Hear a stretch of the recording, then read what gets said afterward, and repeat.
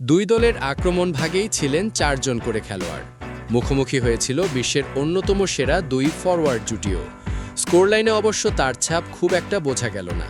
ফক্সবরোর JELET স্টেডিয়ামে গতকাল রাতে ব্রাজিল ও ফ্রান্সের মধ্যে প্রীতি ম্যাচে গোল হলো মাত্র ৩টি। ব্রাজিলের বিপক্ষে ২-১ গোলে জিতেছে ফ্রান্স। ম্যাচের শেষে ব্রাজিল কোচ কার্লো আনচেলোত্তি বলেছেন তিনি অর্ধেক সন্তুষ্ট। রসিকতা করে কেউ কেউ বলতে পারেন ব্রাজিল আরেকটি গোল করলে আনচেলোত্তি বুঝি পুরো সন্তুষ্ট হতেন।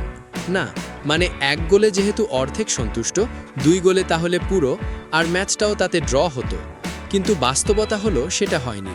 ম্যাচের প্রায় শেষ ৪০ মিনিটে ১০ জনে পরিণত হওয়া ফ্রান্সের জালে ভিনিসিউসরা গোল করতে পারেননি। তাতে ম্যাচটি হেরে ফ্রান্সের বিপক্ষে নিরপেক্ষ ভেন্যুতে ১৯৫৮ সালের বিশ্বকাপ সেমিফাইনালের পর জয়বঞ্চিত থাকার ধারাও ভাঙতে পারল না ব্রাজিল। ব্রাজিলের এ দুই তারকার পারফরম্যান্স তেমন সন্তোষজনক ছিল না।